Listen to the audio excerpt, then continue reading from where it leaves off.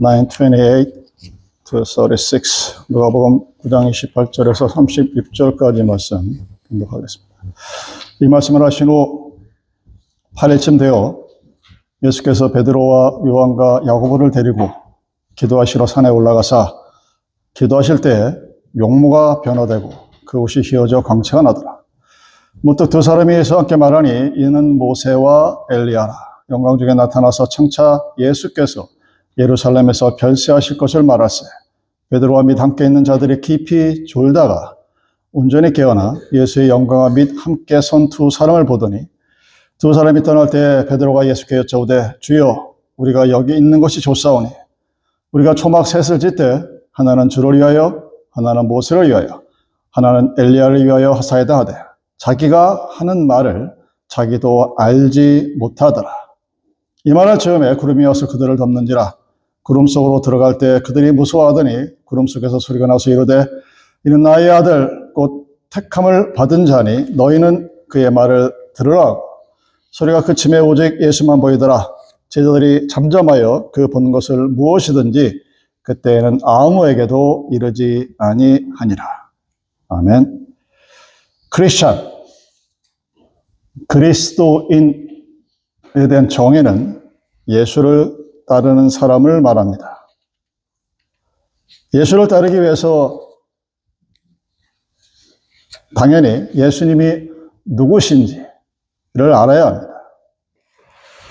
순환의 길을 통해서 영광으로 돌아가는 그분의 모습을 우리는 바로 알아야 합니다. 또한 주님이 성도된 우리에게 요구하시는 삶이 무엇인지를 알아야 합니다.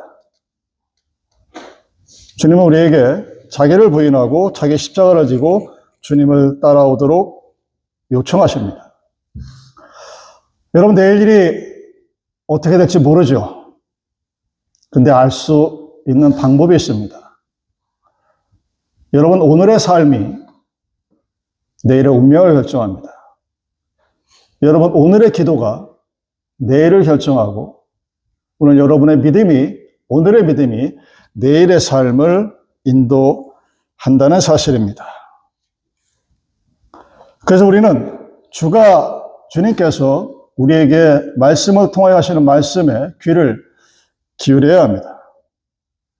주님과 주님의 말씀을 오늘 부인하게 되면, 그리고 순종하지 아니하게 되면 장차 다가올 하나님의 영광과 그의 거룩한 천사들의 영광으로 올 때도 예수님이 우리를 부인할 것이라고 말합니다. 오늘 우리가 예수를 인정하지 아니하면 우리는 예수로부터 인정을 받지 못함입니다. 목사님, 설마 사랑의 하나님께서 라고 예수님에 대해서 자기 나름대로 그림을 그리지 마시기 바랍니다. 우리는 오늘 고난의 주님을 바라봅니다. 그리고 그 주님이 내일 어떤 영광을 받을 것인가를 알고 있습니다. 우리가 따라가는 주님이 그 고난과 순환 속에서 영광을 기다리는 주님의 모습이라는 사실입니다. 본문이 우리에게 약속하셨던 그 약속 성취가 어떻게 이루어지는가를 보여주고 있는 중요한 본문입니다. 고난의 주께서, 순환을 받을 주께서 장차 누릴 영광이 어떤 것인가를 예시적으로 미리 보여줍니다. 그리하여서 오늘 고난 가운데 살아가는 우리들에게 우리의 앞날을 바라보고 소망과 기쁨을 가지고 오늘을 살아가면서 내일을 기다릴 수 있도록 하는 힘과 용기를 주시는 것입니다. 본문을 우리는 트랜스피거레이션이라고 얘기하죠. 변화산의 기적 또는 변화산의 영광, Miracle or Glory of Transfiguration, 변화입니다. 짧은 본문인데 여러분 이 구조를 한번 잘 관찰해 보십시오. 누구의 관점에 따라서 기록되어 있느냐에 따라 두 부분으로 나눠집니다. 첫 부분이 28절에서 31절까지 예수님의 관점에서 변화산의 기적을 말하고 있습니다. 둘째 부분은 32절부터 36절까지 제자들이 바라보는 변화산의 관점을 말하고 있습니다. 예수님이 제자들을 데리시고 산으로 올라갑니다. 산에서 기도하시는 중에 그 모습이 변화되어진 것이 기록되어 있습니다. 하늘 영광 가운데서 하늘의 손님을 맞이합니다. 동일한 영광 중에 찾아온 모세와 엘리야가 예수님과 대화를 나눕니다. 그 대화의 주제는 예수님의 죽음에 관한 것이었습니다. 영광에 관한 것이 아니었습니다. 이것을 주님의 관점에서 말합니다. 제3대 관점에서 말하는 것이 아니고 관찰자의 시점에서 말하는 것이 아닙니다. 주님께서 자기의 모습을 이야기하고 있습니다. 제자들은 아무런 참여를 하지 못합니다. 언급도 없습니다. 그냥 주님을 따라서 산에 올라갔다. 이것이 제자들이 한 모든 것입니다. 주님의 관점에서 얘기한 이 본문이 이제 후에는 제자들의 관점으로 바뀝니다. 하늘에서 내려온 상상도 못했던 모세와 엘리야와 예수님이 나누는 대화 소리를 듣고 잠이 깬 베드로와 요한입니다. 그의 친구들입니다. 너무나 놀라워서 정신이 확 들었죠. 그래서 모세와 엘리야가 떠나려고 하자 베드로가 뭐라고 합니까? 주여, 우리가 여기 있는 것이 좋사오니 우리가 초막 셋을 지켰습니다. 하고 뜬금없는 이야기를 합니다. 여러분, 성경을 가만히 보십시오. 굳이 그 뒤에 자기가 무슨 말을 하는지도 모르면서 그 말을 했다. 굳이 꼭 집어서 기록합니다. 이 제자들의 모습은 오늘날 우리들이 예수를 바라보는 모습과 아주 흡사합니다. 그 부분은 다음 주에 이야기로 하고 이 죄에 대해서 주님께서 아무런 말씀을 하지 않으십니다. 뭔지 모르고 하는 하나님께 여기가 너무 좋사오니 내가 여기서 하나님을 위해서 모세를 위해서 엘리야를 위하여 초막셋을 지켰습니다 하는 그 대답에 예수님은 1절 언급을 하지 않습니다. 대신 거대한 구름이 그들을 둘러싸고 하늘로부터 음성이 내려옵니다. 이는 나의 아들 곧 택함을 받은 자이니 너희는 저의 말을 들으라. 얼마나 놀랍겠습니까? 대단한 영광 중에 휩싸인 그 모습 가운데서 눈앞에 모세와 엘리야는 사라졌지만 그 놀라움 속에 충격과 여진이 그들을 힘싸고 있어서 아무런 말도 하지 못하고 이 소리를 듣는 것으로 오늘의 본문이 마칩니다. 여러분, 이제 본문 자체를 한번 자세히 살펴보겠습니다. 처음에 이 말씀을 하신 후 8일쯤 되어라고 오늘 본문의 이야기가 시작됩니다. 그렇다면 8일 전에 어떤 일이 일어났던가에 대해서 우리는 당연히 알아봐야 합니다. 무슨 말씀을 하셨느냐? 예수가 앞으로 순환받을 것이라고 말씀하신 후 8일이 지난 다음에 이 일이 벌어졌다는 것을 말씀하십니다. 그래서 굳이 8일쯤 지나라고 표현을 하죠. 연관이 되어 있습니다. 그리고 그 연관이 되어 있는 예수의 순환에 관한 그 예언 후에 제자들을 데리고 산에 올라가십니다. 산에 올라간 이유는 그 산에서 하나님의 영광이 나타날 것이기 때문입니다. 이 산이라고 얘기하는 이것은 속세와 구분되어지는 그런 면이 있죠. 오늘날 웬만한 산에 가면 다 사람들이 시끌벅적해서 그런 맛을 느낄 수 없겠지만 성경에서 말하는 이 산에 굳이 제자들을 데리고 올라간 이유는 바로 하나님의 영광이 나타날 그런 적절한 장소로 선택이 되었기 때문입니다. 성경에서 보면 하나님이 산에서 모세를 만나주죠. 엘리야가 40주를 달려가다가 하나님의 산 호렙에서 역시 하나님의 사자를 만납니다. 주님도 고비마다 산에 올라가서 기도를 하시면서 하나님과의 대면을 하고자 하시는 그런 모습을 우리에게 보입니다. 자, 그 기도할 때, 여러분 기도할 때 어떤 일이 벌어지십니까? 예수님이 기도할 때 29절에 용모가 변화되고 그 옷이 휘어져 광채가 나더라. 기도를 하고 있는데 얼굴이 환해지고 얼굴뿐만 아니라 그가 입던 옷까지도 환해져서 그 기도 가운데 그런 일들이 일어난다는 사실입니다. 우리가 잘 알다시피 기도는 우리가 눈에 보이지 않는 하나님을 볼 수 있는 시간입니다. 이 시간이 예배가 하나님께 드려진다는 기본 명제가 여러분들 안에 있다면 여러분들은 아마 예배에 오기 전부터 준비를 하고 올 거예요. 나름대로 꾸미고 내가 하나님을 만나러 내일 교회에서 예배를 드리러 간다. 예배를 드리러 간다는 사실이 중요한 것이 아니라 그 예배에 성삼위 하나님이 좌정하시고 내가 그 예배에 참석을 해서 기도를 하고 반주를 하고 찬양 인도를 한다? 그럼 여러분들은 어떤 마음의 태도가 있을까요? 아마 다를 겁니다. 여러분 그런 의식 없이 오늘 예배에 참석한다면 우리는 하나님을 만날 수가 없습니다.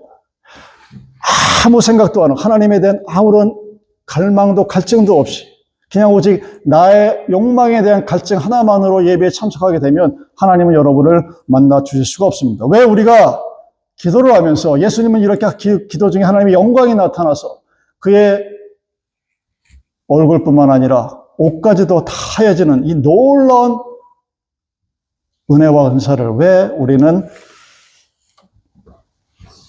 경험할 수 없을까?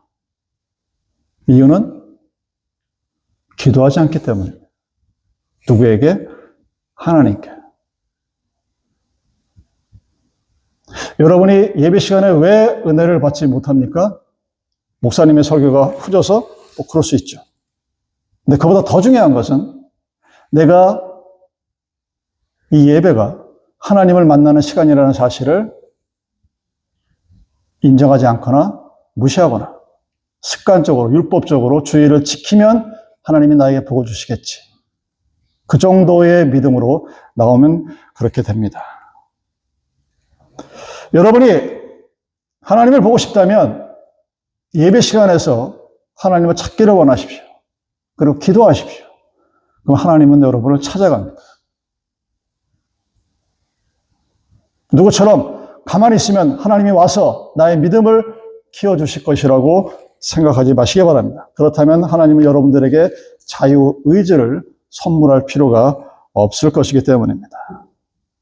우리는 모세가 40일 동안 호렙산에서 하나님을 대면하고 왔을 때 주위 사람들이 모세의 얼굴을 바라보기를 두려워했다는 기록이 출애굽기에 있다는 사실을 압니다. 왜? 그 모세의 얼굴에서 하나님의 영광이 나타났기 때문입니다. 자, 기도할 때 주님에게 일어난 변화를 누가는 두 가지로 말하고 있습니다. 얼굴이 변하였고 그 입은 옷까지 변하여 눈부신 광채가 났다. 여러분들 예쁘게 또는 남자는 멋있게 보이기를 원하시죠? 그러면 화장대에 앉아있는 시간보다 그 시간만큼 기도를 해보십시오. 얼굴이 변합니다. 굳이 플라스틱 서저리 하지 않아도 그 사람의 얼굴이 변합니다. 어떻게 하나님의 이미지가 우리들의 모습에서 나타날 수 있기 때문입니다. 동양사상에서 40세가 넘으면 40 years가 되면 네 얼굴에 책임을 지라는 말이 있습니다. 여러분의 얼굴의 모습, 여러분의 태도, 그 모든 것들이 여러분의 퍼스널리티를 보여주는 겁니다. 그리고 하나님이 어디 계시느냐?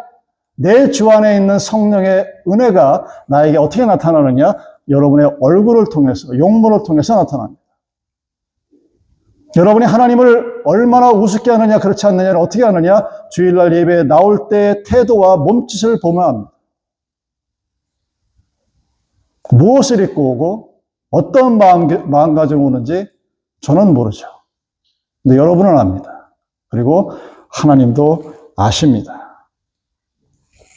그 영광이 얼마나 대단한지 마가는 빨래하는 그 어떤 사람도 할 수 없을 만큼 세상에 없는 하얀 색깔이라고 그렇게 밝히고 있습니다. 하늘의 영광 속에서 그 영광의 모습으로 하늘에서 온 두 손님을 맞이합니다. 문득 두 사람이 예수와 함께 말하니 이는 모세와 엘리야라. 누가가 이 영광스러운 순간에 베드로를 포함한 세 제자는 잠을 자느라고 이 광경을 보지 못했다라고 기록합니다. 모세 엘리야가 나타나서 주님과 더불어 이야기를 하는데 제자로 대표되어지는 우리들은 모르고 있었습니다. 무엇 때문에? 주무시느라고. 근데 왜 하필 모세와 엘리야가? 율법과 선지자의 대표로 여깁니다. 모세. 아마 여기에 대해서는 별 이견이 없을 거예요. 우리들에게 율법을 전달해 준 자가 맞습니다. 많은 사람들이 엘리야가 선택된 것에 대해서 의구심을 표현합니다. 수많은 선지자의 대표 중에 왜 엘리야를 꼽았을까? 하나님과 동행하는 자라면 엘리야보다 에녹이 훨씬 더 낫죠. 에녹은 하나님과 동행하는 자이더니 라고 표현되어 있고 하늘로 사라졌다라고 표현되어 있는 에녹은 없고 대신 엘리야가 왜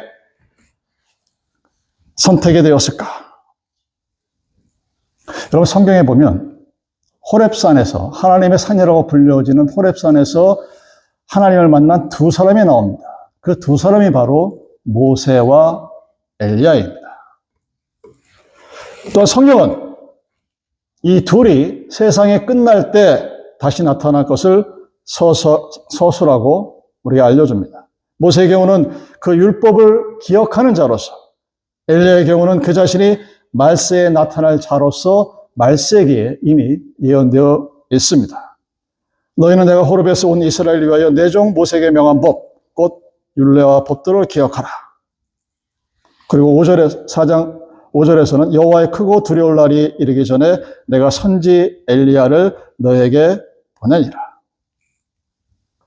왜 예수님이 자신이 사람의 아들에서 하나님의 아들로 변화되어지는 그 놀라운 순간에 모세와 엘리야를 만났을까? 이 둘이 예수님으로 성취된 하나님의 뜻을 이루어가는 전 구속 과정을 대표하는 두 인물이기 때문입니다.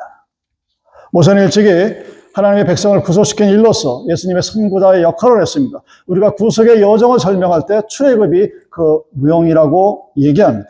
애굽에서 백성을 이끌어냈고 이스라엘을 제사장 나라로 만든 장본인이 바로 모세입니다. 출애굽의 역사는 모든 구속사의 원형입니다.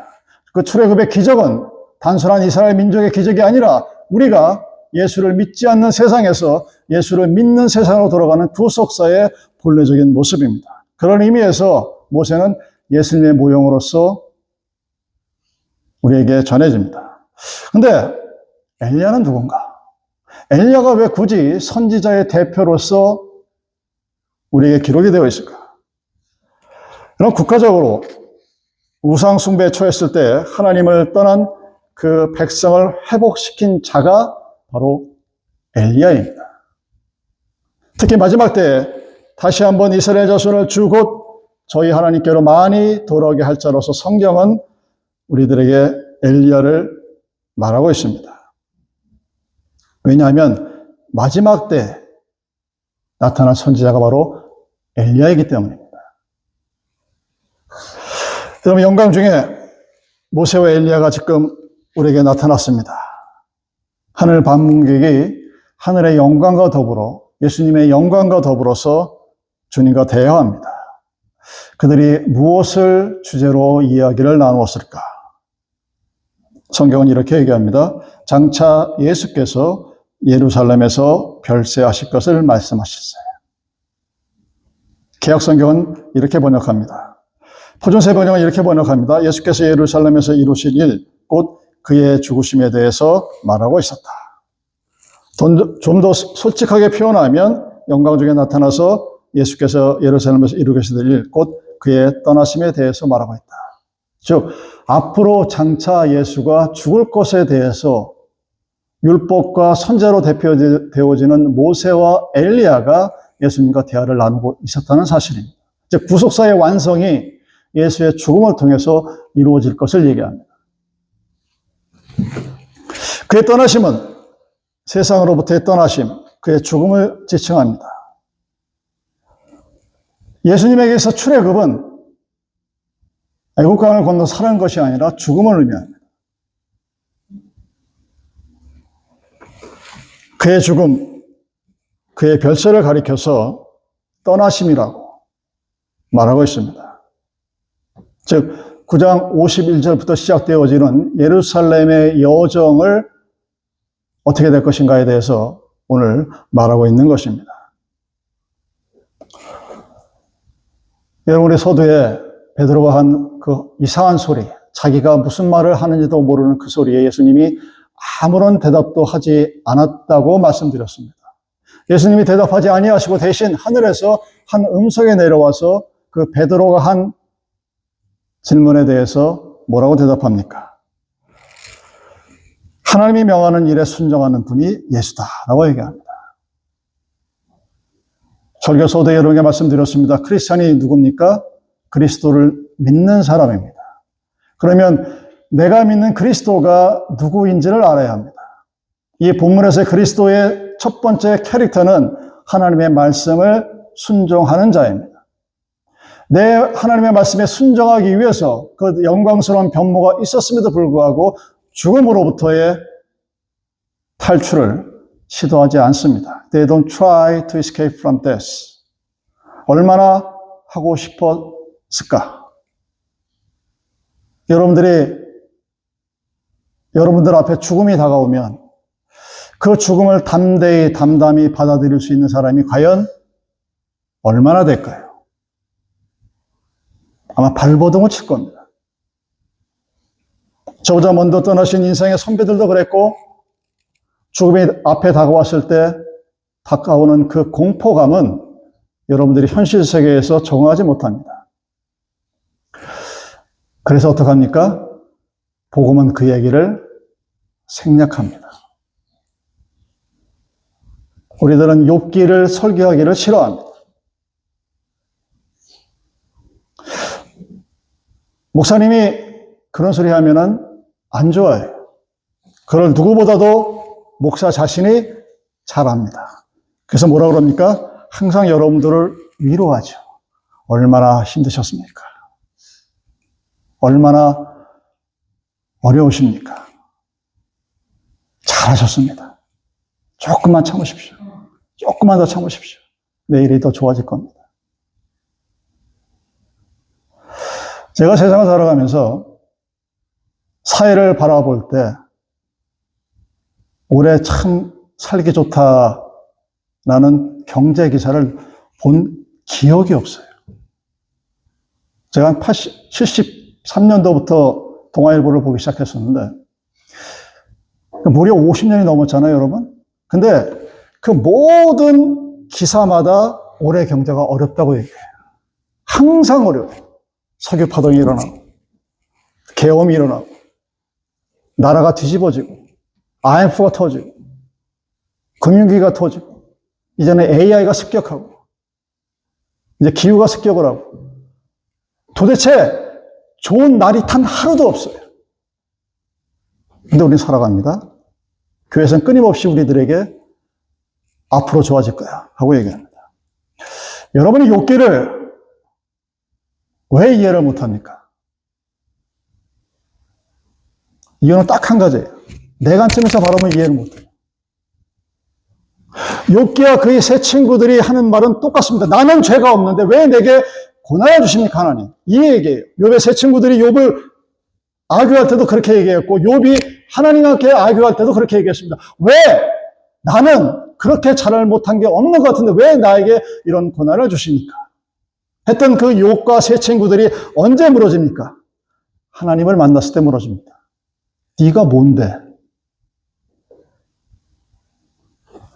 창조자 하나님을 못 만난 거예요.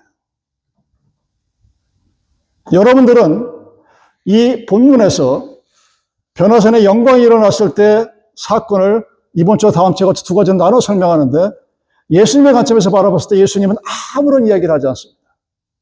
죽음이 닥쳐왔을 때 그 죽음을 얘기하면서 어떤 주제로 나눴는지 우리는 몰라요. 그냥 장차 너 앞으로 너에게 일어날 일이 무엇이냐? 죽음이다를 얘기합니다. 그리고 그 베드로의 이상한 헛소리에 하늘이 음성을 내려 얘기합니다. 그는 나의 사랑하는 아들이라 고로 나의 말을 들을 것이다. 우리가 알고 있는 예수가 그런 예수입니다. 우리가 기도하는 대상이 그 예수입니다. 우리가 믿고 나아갈 미래의 희망도 역시 고난받는 예수입니다. 또한 동시에 영광받으실 예수입니다. 하늘 방문객인 모세와 엘리야 그리고 예수님과의 대화의 주제는 그리스도인의 순환입니다. 그런데 그의 순환은, 그의 고난은, 사순절에 이루어졌던 수없이 많았던 그 아픔은 눈물을 자아내는 비극적인 이야기가 아닙니다. 곧 이루어질 하나님의 약속이 이루어질 그 성취의 조건으로서 우리에게 말하고 있습니다. 정해진 시간에, 정해진 장소에, 즉 예루살렘에서 죽어나가야 될, 죽을 수밖에 없는 그 미래를 알면서도 두려워하지 않는 일.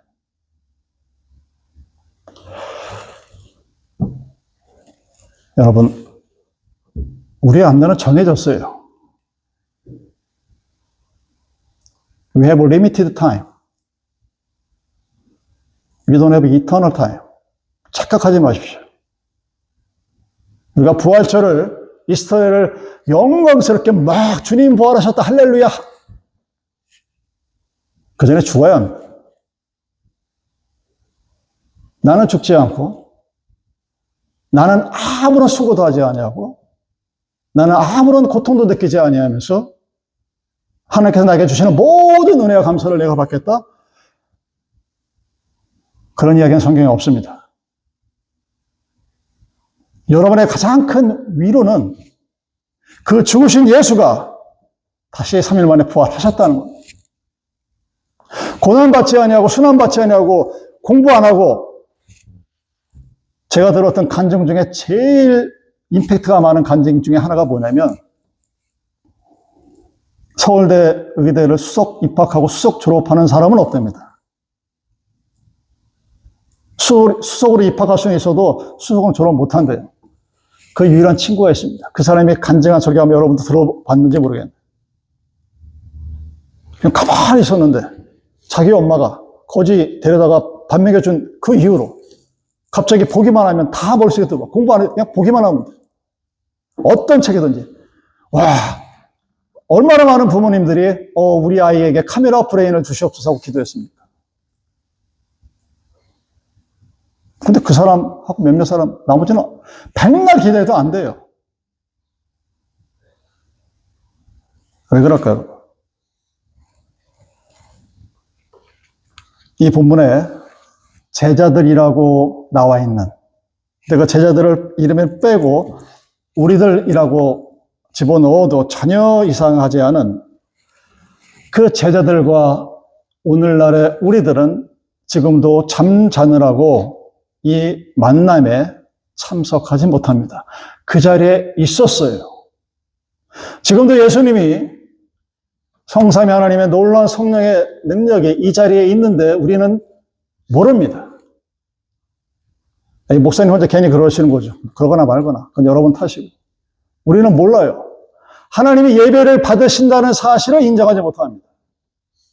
하나님께서 내가 드리는 모든 것들을 지금 이 자리에서 바라보고 계신다는 사실을 인정하기 싫어합니다. 어떻게 할 수 있느냐고? 여러분들이 교회를, 주일 예배를 지키기 위해서, 말 그대로 성스럽게 지키기 위해서, 성수하기 위해서 어떤 마음과 기도로, 태도로 토요일 저녁을 보냈는가를 보면 압니다.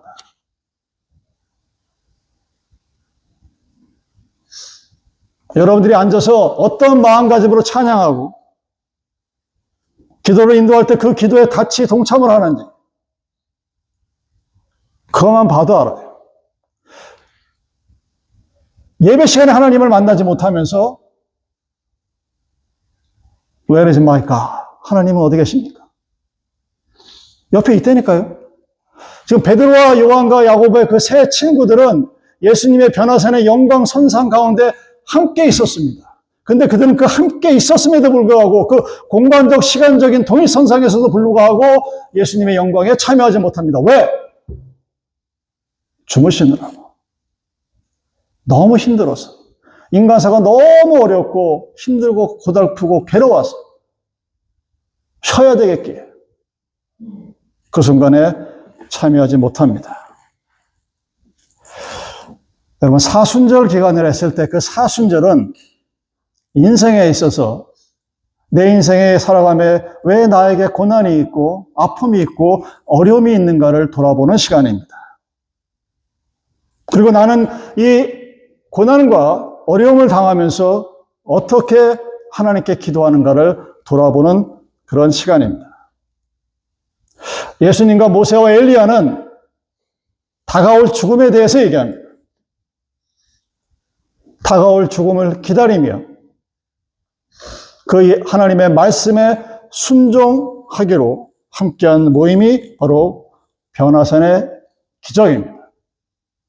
영광스러운 변모로 변화된 그 놀라운 기적의 역사 속에서도 앞으로 다가올 죽음에 대해서 회피하지 않습니다.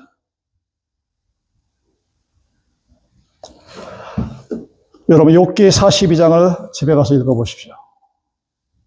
욥이 하나님 앞에 무릎 꿇고 나서 그의 고난이 해결됩니다. 욥이 You are my creator. 당신은 나의 창조주여라고 하나님을 인정할 때부터 그의 고난이 끝나고 축복이 시작됩니다.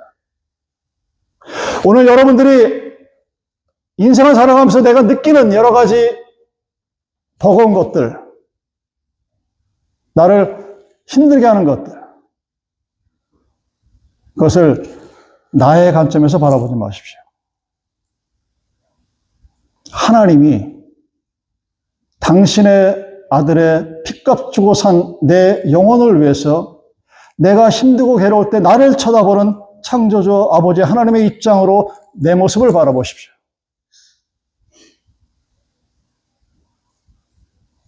그렇게 한다고 해서 여러분들이 고난을 넉넉히 이기겠다고 거짓말하지 않습니다. 그래도 힘들어요. 그래도 어렵습니다. 그런데 중요한 것은 그 하나님이 나와 함께 하셨어. 그 놀라운 영광의 하나님이 나의 삶의 모든 부분에 관여하신다는 사실입니다. 어느 순간 그 사실을 알게 되면